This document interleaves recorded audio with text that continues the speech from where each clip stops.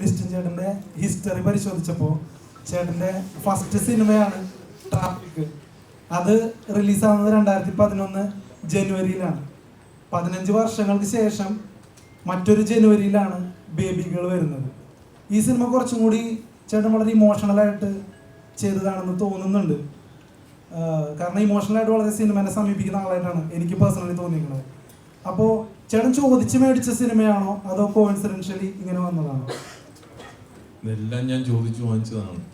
കാരണം എന്താണെന്ന് വെച്ചാൽ സഞ്ജയ്, ഞാൻ എൻ്റെ ഓരോ സിനിമകളിലും ഉള്ള പേരാണ് ബോബി സഞ്ജയ്. കാരണം എനിക്കൊരു തുടക്കം തന്ന ഒരാൾ. കാര്യം ഞാൻ അദ്ദേഹം അല്ലെങ്കിൽ അവർ സ്ക്രിപ്റ്റ് റൈറ്ററായിട്ടാണ് വന്നതെങ്കിൽ പോലും മിക്ക സിനിമകളും ഞങ്ങൾ ഡിസ്കസ് ചെയ്യാറുണ്ട്. അപ്പോൾ നമ്മുടെ ഒരു കൂട്ടായ്മ വേണം എന്ന് പറഞ്ഞുകൊണ്ടിട്ടാണ് ഈ സിനിമ സംഭവിച്ചത്. പിന്നെ ഞങ്ങൾക്കിത് ഡിസംബർ അല്ലെങ്കിൽ ജനുവരി 7th ചെയ്യാൻ വേണ്ടിയിട്ടായിരുന്നു പ്ലാൻ ചെയ്തത്. അപ്പോൾ ഞങ്ങളുടെ ഈ സിനിമയുടെ റീ റെക്കോർഡിങ്ങും അതെല്ലാം കുറച്ച് ലേറ്റായി പോയതുകൊണ്ടിട്ട് അത് ആ സമയത്ത് സംഭവിച്ചില്ല. അല്ലെങ്കിൽ ഞങ്ങൾ കുറച്ചും കൂടെ ഏർലി ആയിട്ട് ചെയ്യേണ്ട ഒരു സിനിമയായിരുന്നു.